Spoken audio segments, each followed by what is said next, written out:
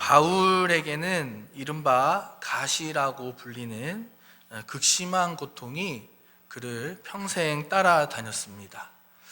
언제부터인지는 모르지만 그가 아마도 장성하기 시작할 때부터 이 가시는 그에게 박혀 떠나지를 않고 그를 계속 괴롭혔던 것 같습니다.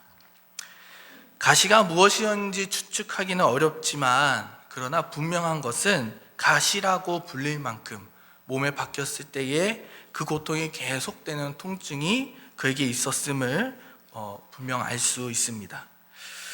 얼마나 고통스러웠는지 바울은 12장 8절에서 자신에게서 이 가시가 떠나게 해달라고 3번이나 간청하였다고 말합니다. 제가 지금 들고 있는 이 펜도 그냥 지금 들고 있으면 가볍게 들고 있을 수 있지만 이것을 평생 이렇게 들고 있으라고 하면 엄청난 큰 고통이었을 거예요. 바울에게는 이 가시가 이렇게 평생 펜 한 자루를 들고 있는 것과 같이 하나님의 일을 감당할 때에도 자신에게 걸리적거리고 그 일을 방해하는 것 같고, 그래서 때로는 사단이 자신을 괴롭히는 것과 같은 경험들을 했을 것입니다. 성경에서는 바울이 3번 간청하였다라고 말하지만 쉽게 말해 3번이지 이것은 정말 간절히 하나님께 구한 것을 의미합니다. 그냥 하루 반나절 이렇게 기도한 게 아니라 마치 40일 동안 광야에서 예수님이 금식으로 광야에서 시간을 보내셨던 것처럼 그 처절한 고통과 간청의 시간을 의미합니다. 그런 거 보면 어떤 부분에서는 예수님보다 바울이 더 좀 지독한 면이 있는 것 같아요. 예수님은 40일 동안 금식 기도를 하시고 천사를 만나셨죠. 그리고 하나님의 시험을 말씀으로 승리하셨습니다. 그런데 어찌된 일인지 바울은 그 시간을 3번이나 가졌는데도 불구하고 하나님은 예수님에게 허락하셨던 그 은혜의 시간을 바울에게 허락하지 않으셨습니다. 바울에게 하나님은 이렇게 대답하십니다. 내 은혜가 내게 족하다. 하나님의 그 풍성하고 무한하신 그 은혜가 이미 그 바울에게 충분히 이미 넘치도록 내렸다라고 하나님은 응답하셨던 겁니다. 동문서답같이 들리기도 하고요. 또 한편으로는 참 매정하게 들리기도 합니다. 한번 생각해 보면 좋을 것 같습니다. 지금 내가 당장 고통 속에 발버둥 치고 있는데 온몸에 가시가 박혀서 괴로워서 몸부림치고 있는데 어떤 사람이 나를 향해 너는 이미 충분히 은혜를 받았어. 너는 그렇게 평생을 살아야 돼. 어쩔 수 없어 라고 말한다면 어떤 기분이 들까요? 그리 좋은 기분은 들지 않을 것 같습니다. 그런데 바울은 놀랍게도 이 기분 나쁠 수 있는, 하나님께 따질 수 있는, 그래서 하나님을 외면할 수도 있는 그 하나님의 응답을 응답으로 받아들이고 있습니다. 하나님의 응답이 맞고 틀리고를 떠나서 이 부분 하나만으로도 오늘 저를 포함한 수많은 예수님을 믿는다는 사람들, 하나님을 믿는다는 사람들에게 큰 도전이 됨은 분명합니다. 바울은 지금 자신의 뜻대로, 자신의 마음대로, 자신의 바람대로 돌아오지 않은 그 응답을 응답으로 받아들이고 있기 때문입니다. 그렇습니다. 사실은 기도 응답이 항상 내 마음이 편한 대로, 내가 바라는 대로 되는 것이 아니라는 겁니다. 자신이 하나님께 기도 응답을 받았다고 하면서 그것으로 누군가를 설득하고 이루고자 하는 것을 피력하는 기독교인들을 우리는 종종 만납니다. 저도 그랬어요. 저도 하나님이 내 기도를 들어주셨다라고 말하면서 막 만나는 사람마다 얘기하고 그러기를 즐겨 하던 때가 길진 않았고요. 잠깐 있었습니다. 부모님이 이혼을 하고 나신 다음에 이제 초등학교 4학년 말에 5학년 때 이제 서울로 올라와서 할머니와 저와 그리고 제 남동생과 아버지 이렇게 넷이서 지하실 방에서 이제 지하실에서 살았던 때였어요. 그때 참 열심히 기도했습니다. 제발 아버지가 회개하게 도와주세요. 제발 어머니가 돌아오게 도와주세요. 이미 그 전에 예수님은 만났어요. 그런데 예수님이 하나님이 내 기도를 들어주신다라는 거는 믿고 있었으니까 그때 정말 간절히 기도했던 게 생각이 납니다. 근데 이게 웬일이에요? 6학년 어느 날 진짜 어머님이 돌아오신 거예요.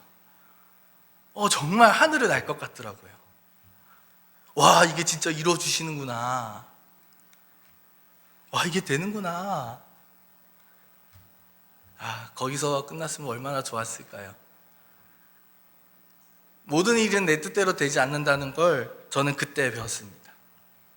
지금도 배우고 있는 중이지만 그때 좀 뜻하지 않게 배웠던 것 같아요. 어느 날 어머님이 외할아버지와 외할머니와 이모를 모시고 저희 집으로 대동에 오셨고 크게 한번 싸움이 난 이후에 어머님은 다시 자신의 삶의 터전으로 내려가셨습니다.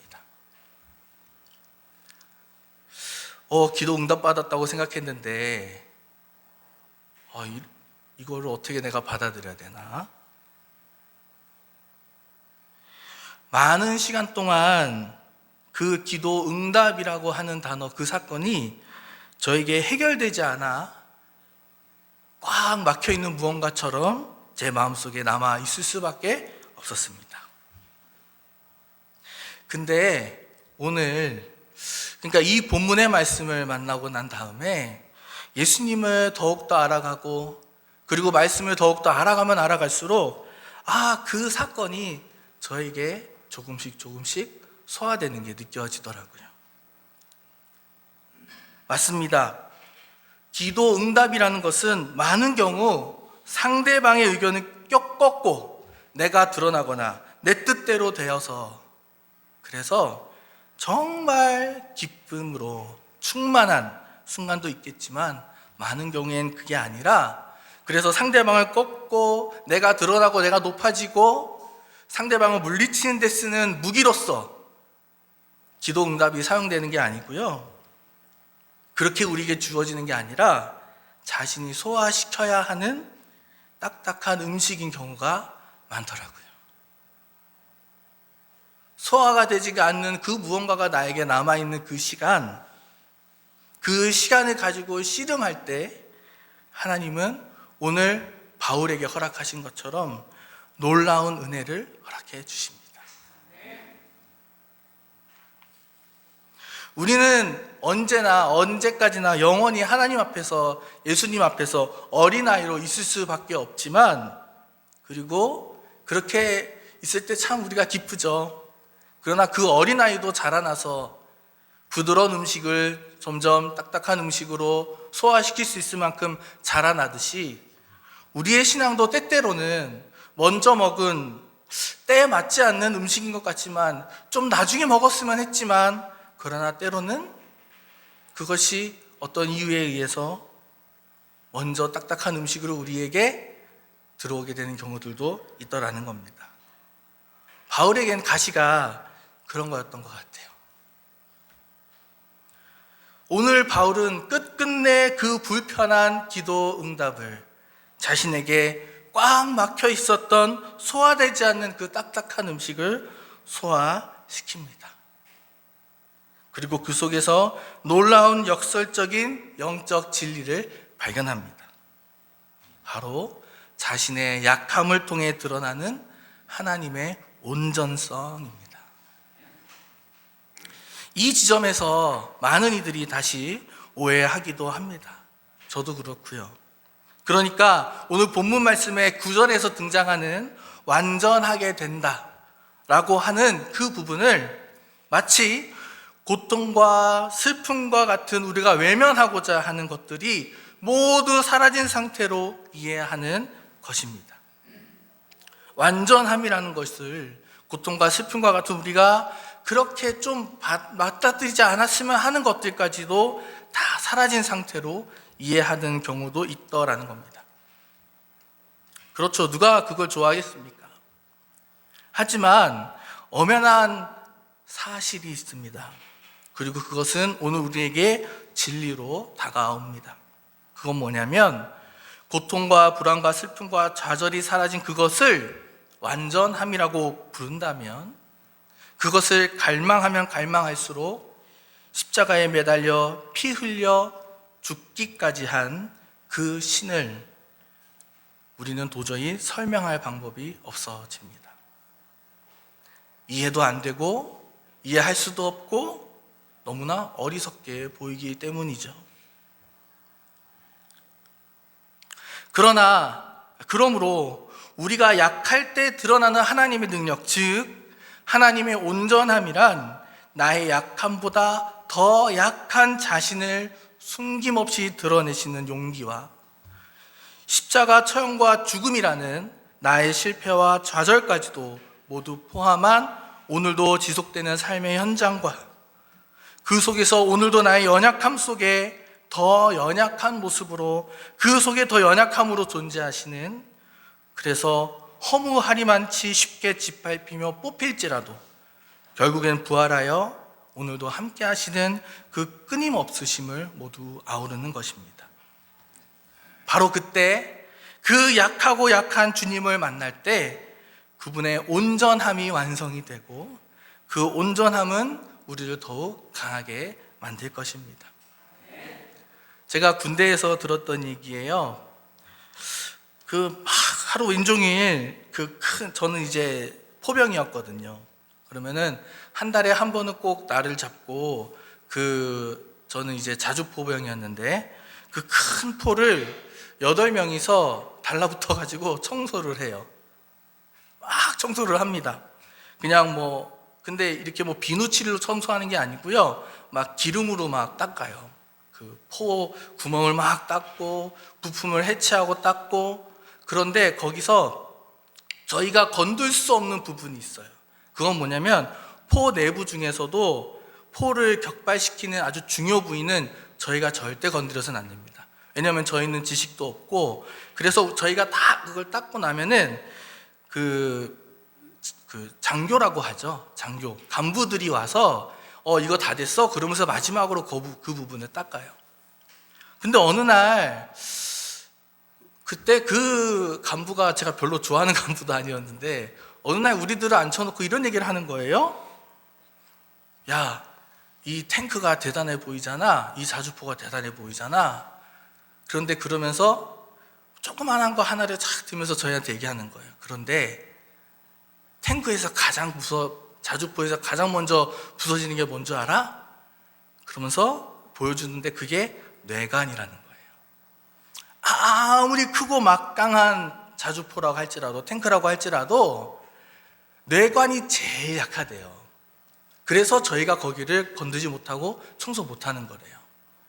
제일 먼저 고장나는 부분이 뇌관이고 그 부위가 탱크에서, 자주포에서 가장 약한 부분이라는 거예요. 그런데 그 부위가 망가지면 어떻게 됩니까? 그거는 자주포로서의 기능을, 목적을 달성하지 못하게 되는 거라는 거죠. 평소에는 막 걸걸하게 얘기하고 되게 마음에 안 들었던 저 상병인데 저한테 심부름 시키고 그랬던 그 간부가 되게 싫었는데 그 얘기를 듣는 순간 제 머릿속에서 뭔가 팍 열리면서 그 새로운 어떤 거를 제가 알게 된 느낌이 들었어요. 저희도 마찬가지입니다. 우리의 지체뿐만 아니라 우리의 마음속에, 그리고 우리 교회의 가장 그 약한 부분이 손상될 때, 그것은 어쩌면 우리의 강함이 드러나는 순간이 아니라, 우리가 더욱더 강하게 되는 순간이 아니라 어쩌면 하나님이 우리에게 부여해 주신, 우리에게 맡겨주신 그 목적을 이루지 못하게 되는 시작점이 될 수도 있다라는 겁니다. 내 안에 계신 예수님이 연약하고 무능하게도 느껴지는 그 예수님이 하찮게 느껴질 때도 있고, 그래서 예수님을 원망하게 될 때도 있지만, 그러나 그 예수님을 우리가 무시하는 순간, 그 예수님이 우리의 마음을 떠나는 순간, 우리는 그때부터 길 잃은 어린 양이 될 수밖에 없다는 것이죠. 아까 말씀드린 그분의 온전함이 완성이 될 때, 그 완성이 되는 순간 우리는 이전과는 다른 강함을 경험하게 될 것입니다.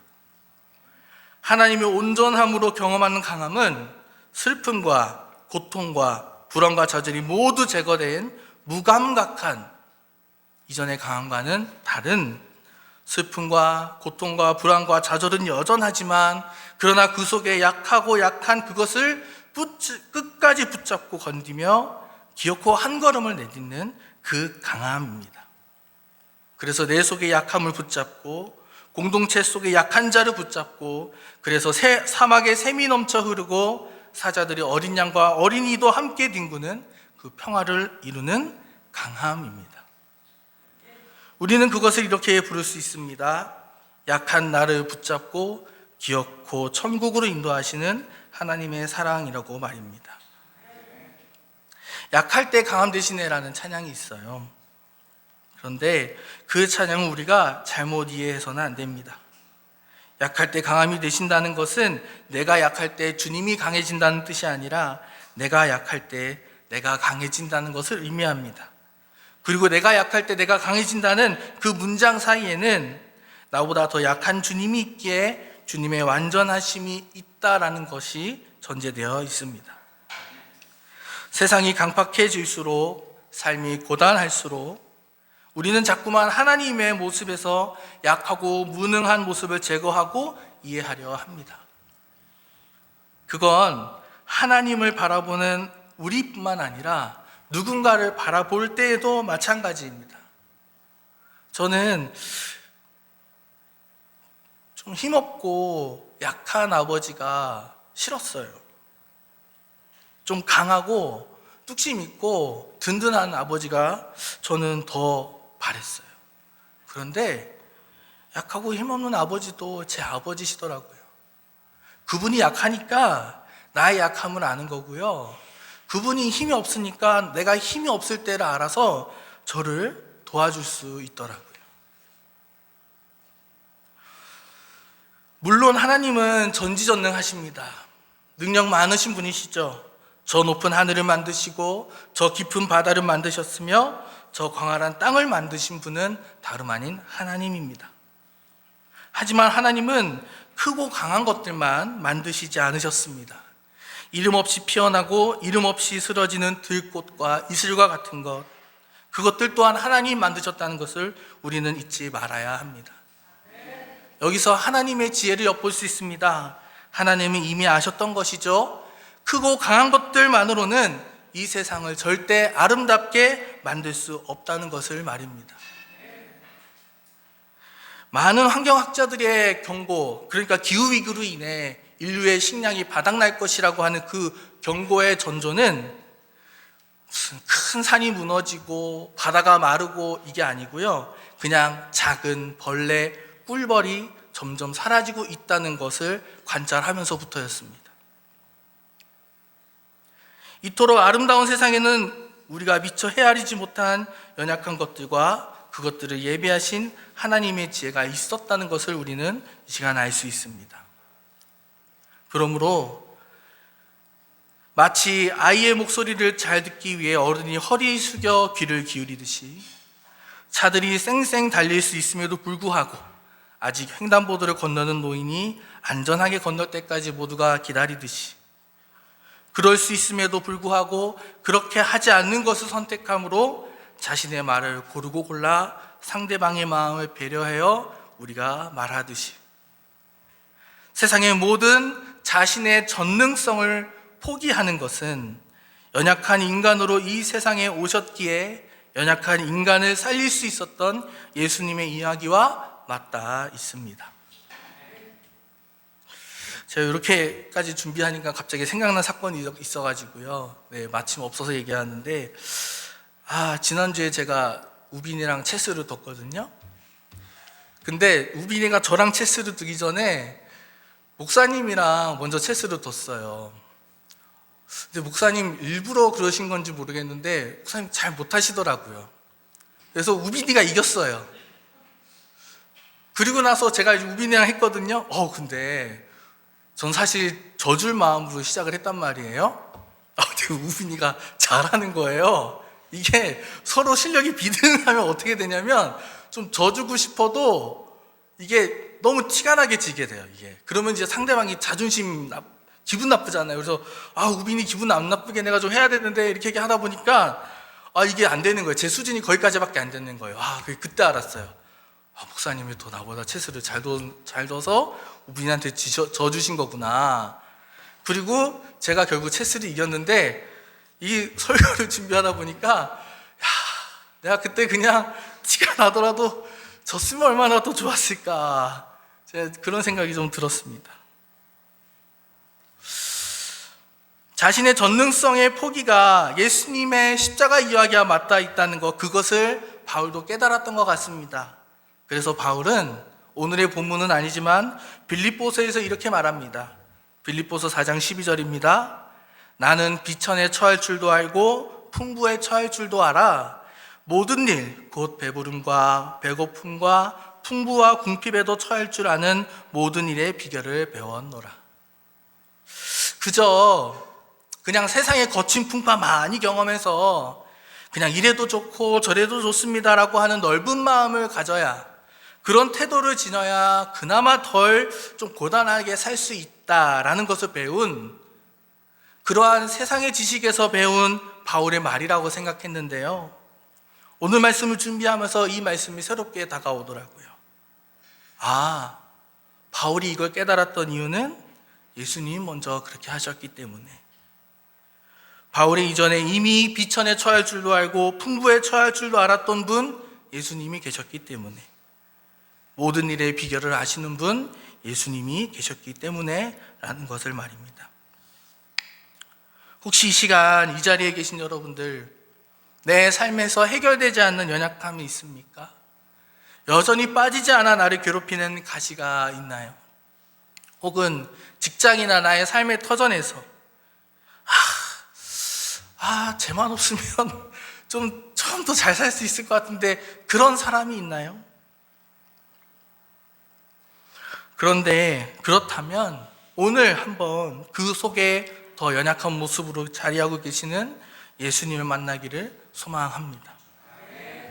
호주 밴드 더 페이퍼 카이츠라고 하는 밴드에 Climb on Your Tears라고 하는 노래가 있어요. 거기에 이런 가사가 있어 소개하고 마치려고 합니다. 가사는 이렇습니다. 넌 비가 매일같이 너에게만 내리는 것 같다고 했지. 흐르는 눈물을 딛고 올라가 눈물을 사다리 삼아 장미를 향해 올라가는 거야. 가시는 여전히 우리를 찌르고 아프게 만들며 눈물 흘리게 할 것입니다. 바울에게 그랬듯이요. 바울에게 가시는 그가 죽는 순간까지 그와 함께 했을 것입니다. 하지만 가시가 우리를 눈물 흘리게 만들지라도 우리가 그 눈물을 사다리 삼아 올라갈 때, 가시를 사다리 삼아 올라갈 때 우리는 아름다운 꽃을 보게 될 것입니다. 그렇게 이 자리에 계신 여러분, 오늘도 함께 일어나기를 초청합니다. 오늘도 함께 걸어가시기를 초대합니다. 예수님은 지금도 우리와 함께 계시기 때문입니다. 잠깐 오늘 말씀과 한 주의 삶을 돌아보면서 묵상으로, 침묵으로 시간을 갖도록 하겠습니다.